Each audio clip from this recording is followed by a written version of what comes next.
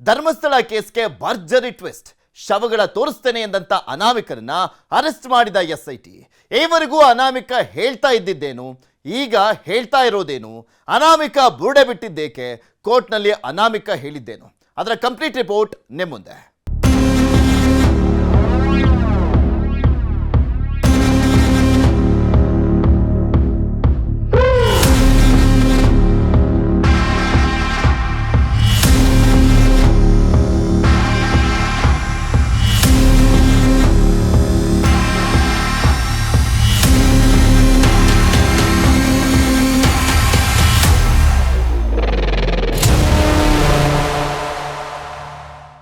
ಯಾರಿವನು ಗುರು, ಯಾರಿವನು mask man, ಏನು ಕತೆ ಇವಂದು, ಯಾಕೆ ಹೀಗೆ ಆರೋಪ ಮಾಡ್ತಾ ಇದ್ದಾನೆ?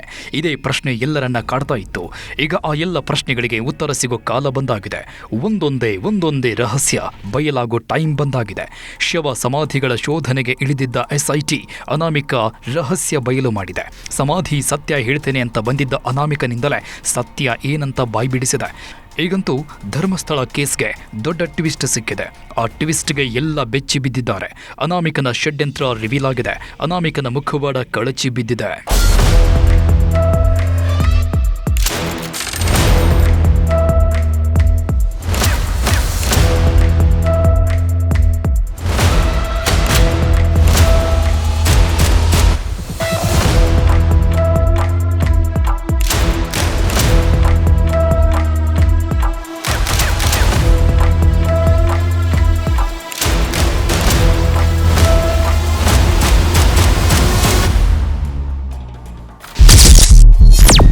ಬುರುಡೆ ಬಿಟ್ಟ ಮಾಸ್ಕ್ ಮ್ಯಾನ್, ಕೊನೆಗೂ ರಿವೀಲ್ ಆಯಿತು ರಹಸ್ಯ.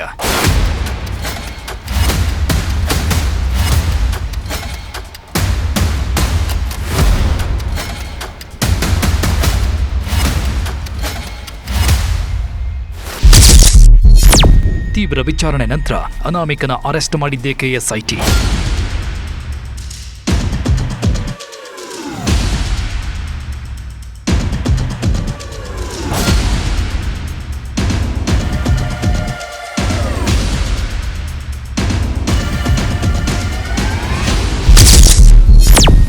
ಸಿಕ್ಕಿಬಿದ್ದ ಅನಾಮಿಕ ಕೊನೆಗೂ ಎಸ್ಐಟಿ ಮುಂದೆ ಹೇಳಿದ್ದೇನು?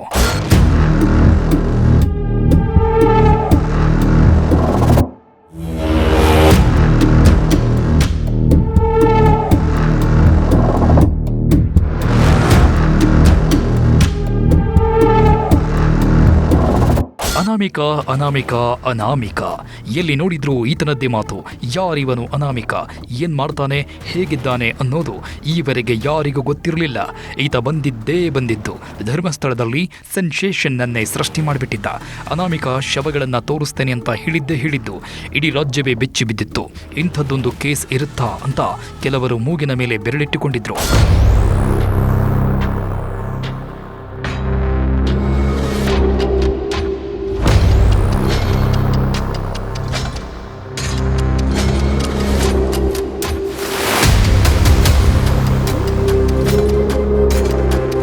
ಯಾವ್ಯಾವ ಜಾಗಗಳನ್ನು ತೋರಿಸ್ತಾನೋ, ಯಾವ್ಯಾವ ಸ್ಥಳಗಳಲ್ಲಿ ಎಷ್ಟೆಷ್ಟು ಹೆಣಗಳು ಸಿಗ್ತಾವೋ ಅಂತ ಕಂಗಾಲಾಗಿದ್ರು. ಎಸ್ಐಟಿ ಕೂಡ ಅನಾಮಿಕನ ಮಾತನ್ನ ನಂಬಿಬಿಟ್ಟಿತ್ತು. ಆತ ಯಾವ್ಯಾವ ಜಾಗ ತೋರಿಸ್ತಾನೋ ಆ ಜಾಗದಲ್ಲೆಲ್ಲ ಅಗೆಯೋಕೆ ಶುರು ಮಾಡ್ತು. 17 ಸ್ಥಳಗಳಲ್ಲಿ ಒಂದು ಸ್ಥಳ ಬಿಟ್ಟರೆ ಬೇರೆಲ್ಲ ಸ್ಥಳಗಳಲ್ಲಿ ಸಿಕ್ಕಿದ್ದು ಬರೀ ಮಣ್ಣು.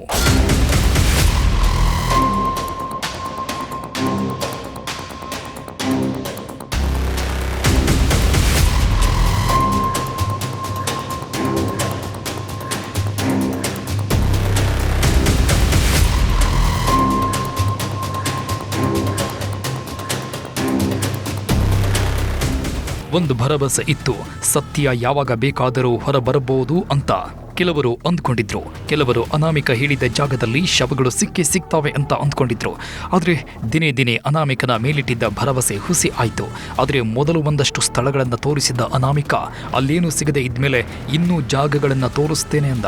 ನಾನು ಹೇಳೋ ಜಾಗದಲ್ಲಿ 100% ಶವಗಳು ಇದ್ದೇ ಇರ್ತಾವೆ ಅಂತ ಹೇಳಿದ್ದ. ಇನ್ನಷ್ಟು ದಿನಗಳ ಕಾಲ ಉತ್ಖನನ ನಡೀಬಹುದು ಅಂತ ಎಲ್ಲರೂ ಭಾವಿಸಿದ್ರು. ಇದೆಲ್ಲ ಆಗುವುದಕ್ಕೆ ಮುಂಚೆನೆ ಬೇರೇನೋ ಒಂದು ನಡೆದು ಹೋಗಿದೆ. ಅನಾಮಿಕ ಅರೆಸ್ಟ್ ಆಗಿದ್ದಾನೆ. ಅವನ ಮುಖವಾಡವೂ ಕಳಚಿದೆ. ಅವನ ಹೆಸರು ಚಿನ್ನಯ್ಯ ಅನ್ನೋದು ರಿವೀಲ್ ಆಗಿದೆ.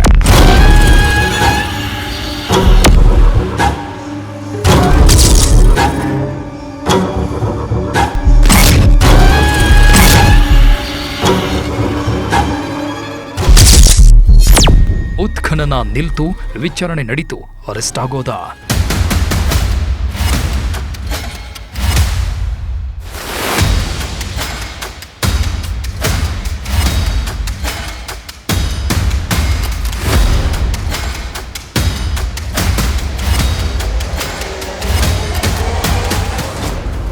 ಎಷ್ಟು ದಿನ ಅನಾಮಿಕ ಬರ್ತಾ ಇದ್ದ, ಎಲ್ಲಾದರೂ ಕಾಣಿಸ್ಕೋಬೇಕು ಅನ್ನೋ ಹಾಗಿದ್ರೆ ಮಾಸ್ಕ್ ಹಾಕೊಂಡೇ ಕಾಣಿಸ್ಕೊಳ್ತಾ ಇದ್ದ. ಮಾಸ್ಕ್ ಹಾಕೊಂಡೇ ಧರ್ಮಸ್ಥಳದ ನೇತ್ರಾವತಿ ನದಿ ತೀರದಲ್ಲಿ ಅಲಿದಾಡಿದ್ದ.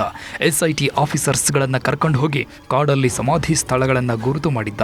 ಅಷ್ಟೇ ಅಲ್ಲ, ಒಂದಷ್ಟು ದಿನಗಳ ಕಾಲ SIT ಜೊತೆಗೆ ಓಡಾಡಿ 17 ಸ್ಥಳಗಳ ಉತ್ಖನನ ನಡೆಸಿದ್ದ. ಆದರೆ ಅಲ್ಲೇನೂ ಪತ್ತೆಯಾಗಿರಲಿಲ್ಲ. 6ನೇ ಸ್ಪಾಟ್ನಲ್ಲಿ ಕೆಲವೊಂದು ಮೂಳೆಗಳು ಸಿಕ್ಕಿದ್ದುವು ಅನ್ನೋದನ್ನು ಬಿಟ್ಟರೆ ಬೇರೇನೂ ಸಿಕ್ಕಿರಲಿಲ್ಲ. ಇದು ಅನಾಮಿಕನ ಮೇಲೆ ಅನುಮಾನ ಹೆಚ್ಚಾಗೋಕೆ ಕಾರಣವಾಯಿತು. ಅನಾಮಿಕ ಹೇಳ್ತಾ ಇರೋದು ಸುಳ್ಳು ಅಂತಾನೆ ಕೆಲವರು ಶರಾಬ್ ಬರೆದುಬಿಟ್ರು. ಈ ಬೆನ್ನಲ್ಲೇ ತೀವ್ರ ವಿಚಾರಣೆ ನಡೀತು. ವಿಚಾರಣೆ ನಡೆಸಿದ್ದ SIT ಶನಿವಾರ ಅರೆಸ್ಟ್ ಮಾಡಿದೆ.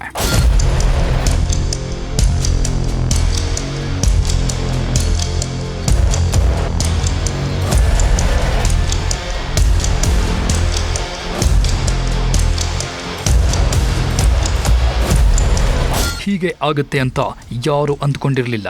ಕಡೆ ಪಕ್ಷ ಊಹೆ ಕೂಡ ಮಾಡಿರಲಿಲ್ಲ. ದಿನಾಲು ಬೆಳ್ತಂಗಡಿಯ ಕಚೇರಿಗೆ ಬಂದು ವಿಚಾರಣೆ ಎದುರಿಸಿ ಹೋಗ್ತಾ ಇದ್ದ ಅನಾಮಿಕ ಶನಿವಾರ ಕೂಡ ವಿಚಾರಣೆಗೆ ಹಾಜರಾಗಿ SIT ಅಧಿಕಾರಿಗಳು ಕೇಳ್ತಾ ಇರೋ ಪ್ರಶ್ನೆಗಳಿಗೆ ಉತ್ತರ ಕೊಟ್ಟು ಹೋಗ್ಬೋದು ಅಂತ ಎಲ್ಲರೂ ಅಂದ್ಕೊಂಡಿದ್ರು. ಕಳೆದೊಂದು ವಾರದಿಂದ ತೀವ್ರವಾಗಿ ವಿಚಾರಣೆ ನಡೆಸ್ತಾ ಇದ್ದ SIT ವಿಚಾರಣೆಯಿಂದ ಮತ್ತಷ್ಟು ತೀವ್ರಗೊಳಿಸಿತ್ತು. SIT ಮುಖ್ಯಸ್ಥ ಮೊಹಂತಿ ಮತ್ತು ತನಿಖಾಧಿಕಾರಿ ಜಿತೇಂದ್ರ ದಯಾಮ್ ನೇತೃತ್ವದಲ್ಲಿ ಅಧಿಕಾರಿಗಳು ತೀವ್ರ ವಿಚಾರಣೆ ನಡೆಸಿದ್ರು.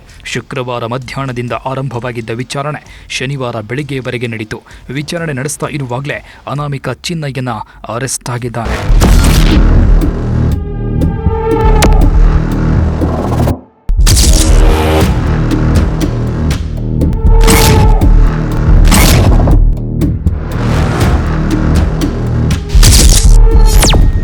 ಮಾಸ್ಕ್ ಮ್ಯಾನ್ ಚಿನ್ನಯ್ಯ ಅರೆಸ್ಟ್ ಆಗಿದ್ದಕ್ಕೆ ಈವರೆಗೆ ಮಾಸ್ಕ್ ಮ್ಯಾನ್ ಚಿನ್ನಯ್ಯ ಹೇಳಿದ್ದೇ ಫೈನಲ್ ಆಗ್ತಾ ಇತ್ತು. ಚಿನ್ನಯ್ಯ ಯಾವ ಜಾಗ ತೋರಿಸ್ತಾನೋ ಅದೇ ಜಾಗದಲ್ಲಿ ಉತ್ಖನನ ಮಾಡಬೇಕಾದ ಅನಿವಾರ್ಯತೆ SITಗೆ ಇತ್ತು. ಕೆಲವೊಂದು ಸ್ಥಳಗಳನ್ನು ತೋರಿಸ್ತಾ ಇದ್ದ ಮಾಸ್ಕ್ ಮ್ಯಾನ್ ಅಲ್ಲೇನೂ ಸಿಕ್ಕಿಲ್ಲ ಅಂದರೆ ಬೇರೆ ಸ್ಥಳ ತೋರಿಸ್ತಾ ಇದ್ದ. ಆ ಜಾಗದಲ್ಲೂ ಉತ್ಖನನ ನಡೆಸೋ ಅನಿವಾರ್ಯತೆ SITಗಿತ್ತು. ಯಾವಾಗ ಯಾವ ಸ್ಥಳದಲ್ಲೂ ಏನು ಸಿಕ್ಲಿಲ್ವೋ SITಗೆ ಅನುಮಾನ ಜಾಸ್ತಿಯಾಗಿದೆ. ಪ್ರಶ್ನೆಗಳ ಮೇಲೆ ಪ್ರಶ್ನೆಗಳನ್ನು ಹಾಕಿದೆ. ಅನಾಮಿಕನ ಹೇಳಿಕೆಗಳನ್ನೇ ಕ್ರಾಸ್ ಕ್ವಶನ್ ಮಾಡಿದೆ. ಈ ಎಲ್ಲ ಪ್ರಶ್ನೆಗಳಿಗೆ ಉತ್ತರ ನೀಡದ ಮಾಸ್ಕ್ ಮ್ಯಾನ್ ಚಿನ್ನಯ್ಯ ಸಿಕ್ಕಾಕೊಂಡಿದ್ದಾನೆ.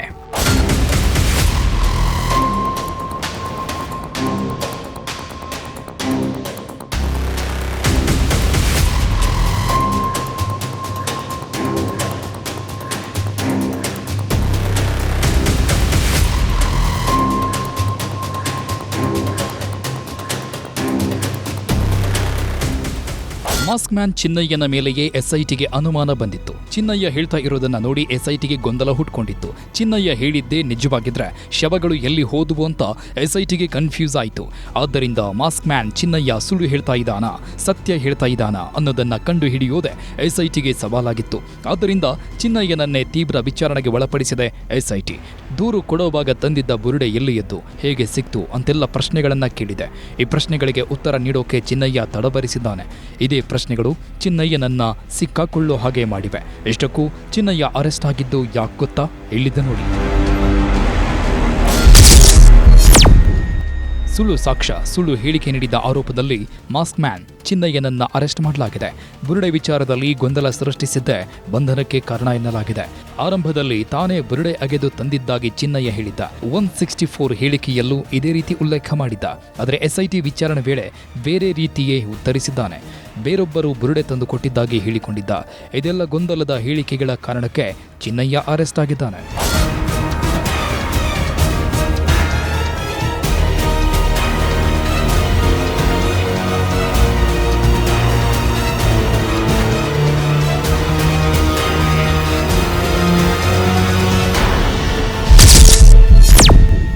SIT ಮುಖ್ಯಸ್ಥರಿಂದಲೇ ಬುರುಡೆ ರಹಸ್ಯ ರಿವೀಲ್. ಬುರುಡೆ ವಿಚಾರಕ್ಕೆ ಚಿನ್ನಯ್ಯ ಲಾಕ್ ಆಗಿದ್ದಾನೆ. ಈತ ಹೇಳಿದ್ದು ಸತ್ಯ ಅಂತ ಅಂದ್ಕೊಂಡವರಿಗೆ ಇದರಿಂದ ಶಾಕ್ ಆಗಿದೆ. ಈ ಮೊದಲು ಬುರುಡೆ ತಂದು ಕೊಟ್ಟಿದ್ದಾಗ ಆ ಬುರುಡೆಯನ್ನ FSLಗೆ ಕಳಿಸಲಾಗಿತ್ತು. ನಂತರ ಉತ್ಖನನ ಶುರು ಮಾಡಿಕೊಳ್ಳಲಾಗಿತ್ತು. ಆದರೆ ಬುರುಡೆಯನ್ನ ಮಾತ್ರ ಎಲ್ಲಿಂದ ತಂದೆ ಅಂತ ಹೇಳಿಕೊಂಡಿರಲಿಲ್ಲ ಬುರುಡೆ ಮ್ಯಾನ್ ಚಿನ್ನಯ್ಯ. ಹೀಗಾಗಿ ಖುದ್ದು SIT ಚೀಫ್ ಪ್ರಣವ್ ಮೊಹಂತಿಯಿಂದಲೇ ಚಿನ್ನಯ್ಯನ ವಿಚಾರಣೆ ನಡೆಸಲಾಗಿದೆ. ಈ ವೇಳೆ ಬುರುಡೆ ಗ್ಯಾಂಗ್ ಬಗ್ಗೆ ಬಾಯ್ಬಿಟ್ಟಿದ್ದ ಚಿನ್ನಯ್ಯ. ಹೀಗಾಗಿಯೇ ಸುಳ್ಳು ಸಾಕ್ಷ್ಯ, ಸುಳ್ಳು ಹೇಳಿಕೆ ಆಧಾರದಲ್ಲಿ ಚಿನ್ನಯ್ಯನನ್ನ ಬಂಧಿಸಲಾಯಿತು. ನಂತರ ಕೋರ್ಟ್ಗೆ ಹಾಜರುಪಡಿಸಿ ವಶಕ್ಕೆ ಪಡೆದುಕೊಳ್ಳಲಾಯಿತು.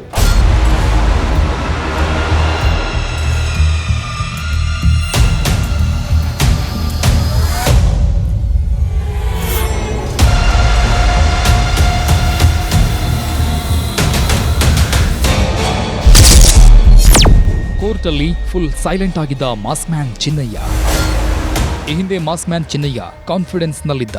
ಮಾಸ್ಕ್ ಮ್ಯಾನ್ ಹೇಳಿದ ಜಾಗದಲ್ಲಿ ಏನೂ ಸಿಕ್ಕಿಲ್ಲ ಅಂದ್ರೂ ಕೂಡ ಕಾನ್ಫಿಡೆನ್ಸ್ ಮಾತ್ರ ಕಡಿಮೆ ಆಗಿರಲಿಲ್ಲ.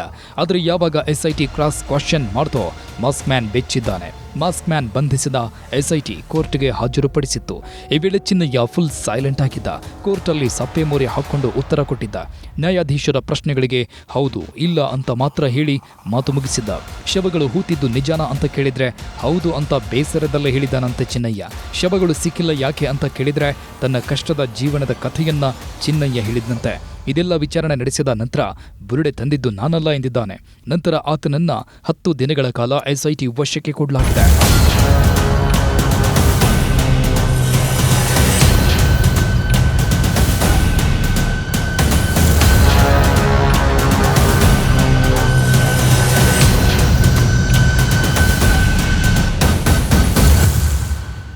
ಈಗ ಸದ್ಯಕ್ಕೆ ಬುರುಡೆ ರಹಸ್ಯವೊಂದು ರಿವೀಲ್ ಆಗಿದೆ. ಬುರುಡೆ ಕೊಟ್ಟಿದ್ದು ಬೇರೊಬ್ಬ ವ್ಯಕ್ತಿ ಅಂತ ಮಾಸ್ಕ್ ಮ್ಯಾನ್ ಹೇಳಿದ್ದು ಹಲವಾರು ಅನುಮಾನಗಳನ್ನು ಹುಟ್ಟಾಕಿದೆ. ಮೊದಲು ಒಂದು ಮಾತು ಹೇಳಿ ಈಗ ಮತ್ತೊಂದು ಮಾತನ್ನ ಚಿನ್ನಯ್ಯ ಹೇಳಿದ್ದು SITಯನ್ನ ಕೆರಳಿಸಿದೆ. ಈಗ ಚಿನ್ನಯ್ಯನ ಬುರುಡೆ ತಗೊಂಡು ಬಂದು ಸುಳ್ಳು ಹೇಳೋಕೆ ಕಾರಣ ಏನು? ಆತನ ಹಿಂದೆ ಇರೋದು ಯಾರು? ಯಾವ ಕಾರಣಕ್ಕಾಗಿ ಮಾಸ್ಕ್ ಮ್ಯಾನ್ ಚಿನ್ನಯ್ಯ ಸುಳ್ಳು ಹೇಳಿದ ಅನ್ನೋದನ್ನ ತನಿಖೆ ನಡೆಸ್ತಾ ಇದೆ SIT. ಕೆಲವೇ ದಿನಗಳಲ್ಲಿ ಮತ್ತಷ್ಟು ವಿಚಾರ ರಿವೀಲ್ ಆಗಲಿದೆ.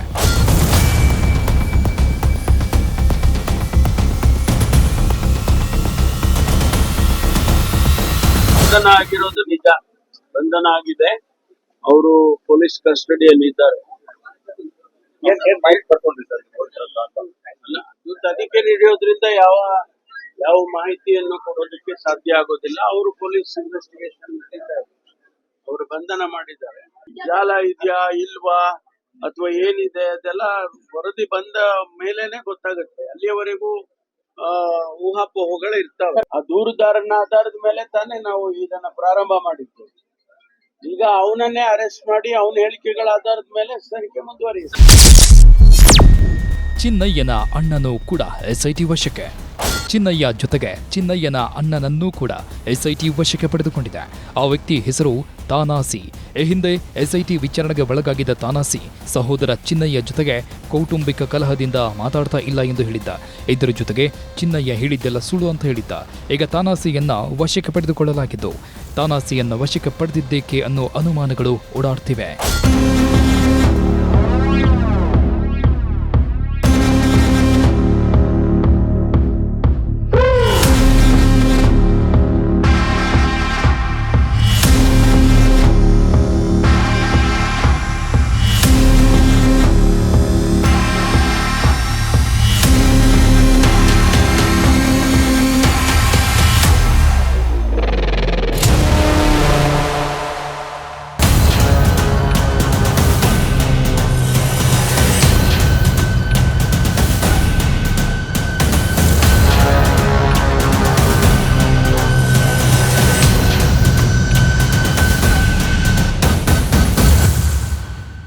ಮಾಸ್ಕ್ ಮ್ಯಾನ್ನ ಮಾಸ್ಕ್ ಕಳಚದೆ 300ಕ್ಕೂ ಹೆಚ್ಚು ಶವ ಹೂತಿದ್ದೇನೆ ಅಂತ ಹೇಳಿಕೊಂಡಿದ್ದ ಮಾಸ್ಕ್ ಮ್ಯಾನ್ ಒಂದೇ ಒಂದು ಬುರುಡೆ ವಿಚಾರದಲ್ಲಿ ಸಿಕ್ಕಾಕೊಂಡಿದ್ದಾನೆ. SITಯ ಸುದೀರ್ಘ ತನಿಖೆಯಿಂದ ಆತ ಹೇಳಿರುವುದು ಸುಳ್ಳು, ಸಾಕ್ಷಿಗಳು ಸುಳ್ಳು ಎಂಬುದು ಬಯಲಾಗಿದೆ. ಅದೇ ಕಾರಣಕ್ಕೆ ಆತನನ್ನ ಬಂಧಿಸಲಾಗಿದೆ. ಕೋರ್ಟಲ್ಲಿ ಆತನ ಮಾಸ್ಕ್ ಅನ್ನ ತೆಗೆಸಲಾಗಿದೆ. ಇದರಿಂದಾಗಿ ಮಾಸ್ಕ್ ಮ್ಯಾನ್ ಯಾರು ಎಂಬ ನಿಗೂಢ ರಹಸ್ಯಕ್ಕೆ ಬ್ರೇಕ್ ಬಿದ್ದಿದೆ. ಇವರಿಗೆ ಸಾಕ್ಷಿದಾರ ಅಂತ ಪರಿಗಣಿಸ್ತಾ ಇದ್ದ ಮಾಸ್ಕ್ ಮ್ಯಾನ್ ಚಿನ್ನಯ್ಯನನ್ನ ಇನ್ಮುಂದೆ SIT ಆರೋಪಿಯನ್ನಾಗಿ ನಡೆಸಿಕೊಳ್ಳಲಿದೆ. ಇನ್ಮುಂದೆ ಯಾವುದೇ ಮಾಸ್ಕ್ ಇಲ್ಲದೆ ಓಡಾಡಲಿದ್ದಾನೆ mask man Chinnaiah.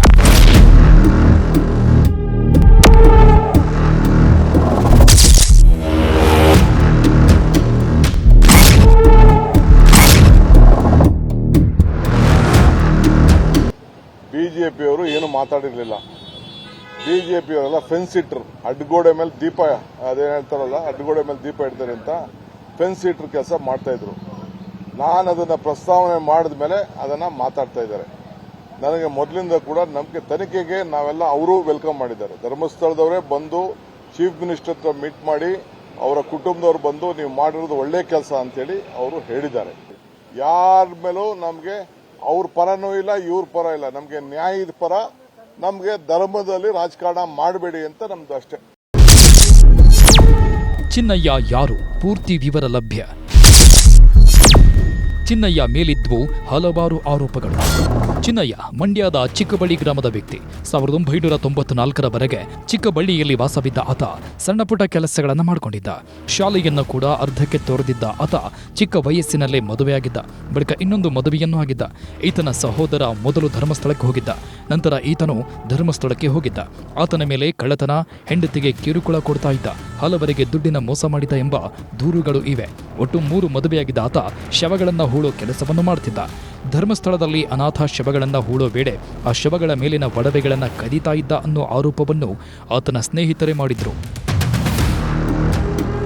ಮಾಸ್ಕ್ಮ್ಯಾನ್ Chinnaiah arrest ಆಗ್ತಾ ಇದ್ದಂಗೆ ಚಿಕ್ಕಬಳ್ಳಿ ಗ್ರಾಮಸ್ಥರು ಪ್ರತಿಕ್ರಿಯಿಸಿದ್ದಾರೆ. ಚಿನ್ನಯ್ಯ ಮೈಗಳನಾಗಿದ್ದ, ಅವನಿಂದ 1 ಅಡಿ ಗುಂಡಿ ತೆಗೆಯಲು ಸಾಧ್ಯವಿಲ್ಲ. ಆತ ಹೇಳ್ತಾ ಇರೋದೆಲ್ಲ ಸುಳ್ಳು. ಆತನನ್ನ ಸರಿಯಾಗಿ ತನಿಖೆಗೆ ಒಳಪಡಿಸಿದ್ರೆ ಸತ್ಯಾಂಶ ಹೊರ ಬರುತ್ತೆ ಎಂದಿದ್ದಾರೆ. ಇಲ್ಲಿದ್ದು ಇರೋರು ಕೂಡ ಒಳ್ಳೆ ತಂದಲ್ಲಿ ಕೆಲವೊಬ್ರು ಆಲೆ ಮನೆಯಲ್ಲಿ ಕೆಲಸ ಮಾಡ್ತಿದ್ರು, ಇವರು ಆಲೆ ಮನೆಯಲ್ಲಿ ಕೆಲಸ ಮಾಡ್ತಿದ್ರು. ಯಾರೋ ಅವ್ರ ಫ್ಯಾಮಿಲಿ ಒಂದು 2-3 ಜನ. ನಮ್ಮ ಇದೇ ಚಿಕ್ಕಬಳ್ಳಿ ಸೌರ್ಯ ನಂಬರ್ 146 2 ಎಕರೆ ಜಮೀನಿತ್ತು. ಜಮೀನು ಅಂದರೆ ಗೋಮಾಳ ಮಾಡ್ಕೊಂಡು ಎಸ್ಟೆಂಟ್ ಆಗಿರಲ್ಲ, ತೆಕ್ಲಿತ್ತು, ಅದನ್ನ ಮಾಡ್ಕೊಂಡು ಊಟ ಮಾಡಿ ಹೆಂಗೆ ಜೀವನ ಮಾಡ್ಕೊಂಡು ಇದ್ದಷ್ಟಕ್ಕೆ ಎಲ್ಲರ ಜೊತೆಲಿ ಅನ್ಯೋನ್ಯವಾಗಿ ಅವರಿದ್ರು, ಅವ್ರ ಫ್ಯಾಮಿಲಿ. ಈಗ ಒಂದು 89-90ರಲ್ಲಿ ಇಲ್ಲಿಂದ ಒಂದು 35 ವರ್ಷದಿಂದ ಅವರು ಇಲ್ಲಿಂದ ಅಲ್ಲಿ ವಲಸೆ ಹೋದರು. ಇವನಂತೂ ಆಗಲೂ ಕೂಡ ಇವನು ಗೇದೋನಲ್ಲ, ಇವನು ಯಾರೋ ಗೇದೋನು ಅಲ್ಲ, ಏನೂ ಇಲ್ಲ. ಇವನೇ ಅವ್ರಿಗೆ ಕಿರಿ ಮಗ. ಉಣ್ಕ ತಿನ್ಕ ಗುಂಡಾಡಿ ಗುಂಡಂಗೆ ಇದ್ದ. ಇಲ್ಲಿ 1 ಅಡಿ ಗುಂಡಿ ತೋಡೋ ಶಕ್ತಿನೂ ಇಲ್ಲ ಇವನಿಗೆ. ಶಕ್ತಿ ಅದೇ, ಬಟ್ ಎದ್ದು ಮಾಡೋನಲ್ಲ, ಬರೀ ಮಾತು. ಅದು ನಡೆದಿಲ್ವೋ ಅದು ಭಗವಂತನ ಇಚ್ಛೆ ಬಿಟ್ಟದ್ದು. ಇವನು ಹೇಳೋದೆಲ್ಲ ಬರೀ ಸುಳ್ಳು. ನಮ್ಮ ಜೊತೆಲೆಲ್ಲ ಚೆನ್ನಾಗಿ ಒಡನಾಟಿಲಿದ್ದ, ಅಷ್ಟೇನು ಇದಿಲ್ಲ. ಅವನು ಯಾವ ಕೆಲಸಕ್ಕೆ ಇದಕ್ಕೆಲ್ಲ ಹೋಗ್ತಿರ್ಲಿಲ್ಲ. ಮಾಮೂಲಿ ಸ್ವೀಪರ್ ಕೆಲಸಗಳು ಮಾಡ್ತಿದ್ದ ಅವ್ರ ತಂದೆ ಜೊತೆಲಿ. ಧರ್ಮದ ಮೇಲೆ ಆಪಾದನೆ ಮಾಡಲು ಹೋದವನಿಗೆ ತಕ್ಕ ಶಾಸ್ತಿಯಾಗಿದೆ. ಅದರಲ್ಲೂ ಮಂಜುನಾಥನಿಗೆ ಹಾಗೂ ಖಾವಂದರಿಗೆ ಕಳಂಕ ತರಲು ಹೊರಟಿದ್ದ ಆತ ಸೃಷ್ಟಿಸಿದ್ದ ಬಲೆಗೆ ಆತನೇ ಈಗ ಬಿದ್ದಿದ್ದಾನೆ. ಈಗ ಅವನ ಹಿಂದೆ ಇದ್ದು ಷಡ್ಯಂತ್ರ ಮಾಡಿದವರಿಗೂ ತಕ್ಕ ಶಿಕ್ಷೆಯಾಗಬೇಕು ಎಂದಿದ್ದಾರೆ. ಮಂಜುನಾಥ ಸ್ವಾಮಿ ಮೇಲೆ ಇವರು ಮಾಡಿರುವಂಥ ಅಪರಾಧ ಭಾಳ ಅಪರಾಧವನ್ನು ಮಾಡಿದ್ದಾರೆ. ಇಲ್ಲಿ ನಾವು ಮನೆಗೂ ಮಂಜು ಅಂತ ಹೆಸರು ಕಟ್ಕೊಂಡಿದ್ದೀವಿ. ಅಲ್ಲಿ ಆ ದೇವ್ರ ಭಕ್ತರುಗಳಿದ್ದೀವಿ ನಾವೆಲ್ಲ. ಆ ದೇವರು ಅಂದರೆ ಇಡೀ ನಮಗೆ ಯಾವುದೇ ಕಷ್ಟಗಳು ಬಂದರೆ ನಡೀರಿ ಅಲ್ಲೋಗಿ ನಾವು ಭಾಷೆ ಕೊಡೋಣ, ಅಲ್ಲಿ ಮುಟ್ಬಿಡಿ ನೀವು ಅಂತ ಅನ್ನೋ ಮಾತು ಅಷ್ಟೊಂದು ನಂಬಿಕೆ ಇದೆ ನಮಗೆ ಹಿಂದೂಗಳಲ್ಲಿ. ಅಂಥ ಹಿಂದೂಗಳಿಗೆ ಇಲ್ಲದೇ ಇರುವಂಥ ಈ ಮಾಡ್ತಾ ಇರೋದು, ಅಪವಾದ ಮಾಡ್ತಾ ಇರೋದು ತುಂಬ ಅಪರಾಧದ ಕೆಲಸ. ಯಾವುದೇ ಎವಿಡೆನ್ಸ್ ಇದನ್ನೇ ಅಪವಾದ ಮಾಡಿರೋದು ತಪ್ಪು ಅಲ್ವಾ? ಸುಮ್ಮನೆ ಈಗ SIT ನೇಮಿಸೋದಲ್ವಾ, ಸರ್ಕಾರನೂ ಅದಕ್ಕೆ ಇನ್ವಾಲ್ವ್ ಆಗಿದೆ ಅಂತ ನನ್ನ ಅಭಿಪ್ರಾಯ. SIT ಯಾಕೆ ನೇಮಿಸಿ? ಈಗ ನಾನು ಒಂದು ಅಪರಾಧ ಮಾಡಿದಂಥದ್ದು SIT ನೇಮಿಸೋಕ್ಕಾಗ್ದ? ಬಂದಿದ್ದು ನಿಜವಾಗ್ಲೂ ಒಳ್ಳೇದು ಅಂತ ಹೇಳ್ತೀನಿ ನಾನು. ಅದರಿಂದ ಏನಾರು ಸಿಕ್ಕಿದ್ರೆ ತಪ್ಪು ಒಪ್ಕೊಳ್ಳೋಣ ನಾವು ಮನಸ್ಸು. ಏನು ಸಿಕ್ಕಿದ ಮೇಲೆ ಅವನಿಗೆ ಬಂದಿರೋದು ಸರಿ ಅಂತ ನಾನು ಹೇಳ್ತೀನಿ. ಚಿನ್ನಯ್ಯ ಅರೆಸ್ಟ್, ಹುಟ್ಟೂರಲ್ಲಿ ಸಂಭ್ರಮ. ಮಾಸ್ಕ್ಮ್ಯಾನ್ ಚಿನ್ನಯ್ಯನನ್ನ ಬಂಧಿಸಿದ ಮೇಲೆ ಆತನ ಹುಟ್ಟೂರಲ್ಲಿ ಸಂಭ್ರಮಾಚರಣೆ ಮಾಡಲಾಗಿದೆ. ಧರ್ಮಸ್ಥಳ ಹಾಗೂ ಹಿಂದೂ ಧರ್ಮಕ್ಕೆ ಕಳಂಕ ತರಲು ಹೊರಟವರು ಜೈಲು ಪಾಲಾಗಿದ್ದಾರೆ. ಈತನ ಬಂಧನ ನಮಗೆಲ್ಲ ಖುಷಿ ತಂದಿದೆ ಎಂದು ಚಿಕ್ಕಬಳ್ಳಿ ಗ್ರಾಮಸ್ಥರು ಜ್ಯೂಸ್ ಕುಡಿದು ಸಂಭ್ರಮಿಸಿದ್ದಾರೆ.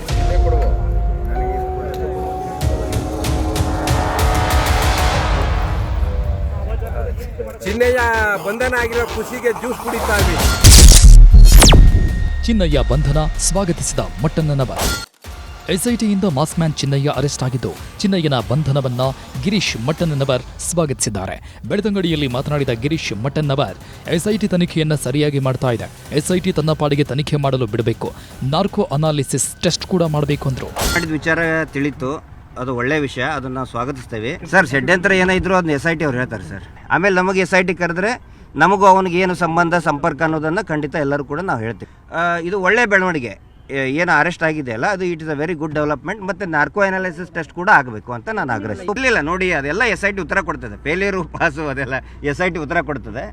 ಖಂಡಿತ ಇದಕ್ಕೊಂದು ಜಯ ಸಿಕ್ಕೇ ಸಿಗ್ತದೆ. ಮಸ್ಕ್ಮ್ಯಾನ್ ಚಿನ್ನಯ್ಯ ಬಂಧನದ ಬೆನ್ನಲ್ಲೇ ಧರ್ಮಸ್ಥಳದ ಧರ್ಮಾಧಿಕಾರಿ ಡಾಕ್ಟರ್ ಡಿ ವೀರೇಂದ್ರ ಹೆಗಡೆ ಮೊದಲ ಪ್ರತಿಕ್ರಿಯೆ ಕೊಟ್ಟಿದ್ದಾರೆ. ಈಗ ಒಂದೊಂದೇ ಸತ್ಯಗಳು ಹೊರಗೆ ಬರ್ತಾ ಇದೆ. ಧರ್ಮಸ್ಥಳದ ಬೆಂಬಲಕ್ಕೆ ನಿಂತವರಿಗೆ ಧನ್ಯವಾದಗಳು. ತನಿಖೆ ನಡೀತಾ ಇರೋದ್ರಿಂದ ಹೆಚ್ಚು ಮಾತನಾಡಲ್ಲ. ಸತ್ಯಗಳನ್ನ ತೊಳೆದು ಇಟ್ಟಂತಾಗಿದೆ. ಅಭಿಮಾನ ಹೀಗೆ ಇರಲಿ, ಎಲ್ಲರ ಪ್ರೀತಿ ವಿಶ್ವಾಸ ಹೀಗೆಯೇ ಇರಲಿ ಎಂದು ಆಶಿಸುತ್ತೇನೆ ಎಂದಿದ್ದಾರೆ.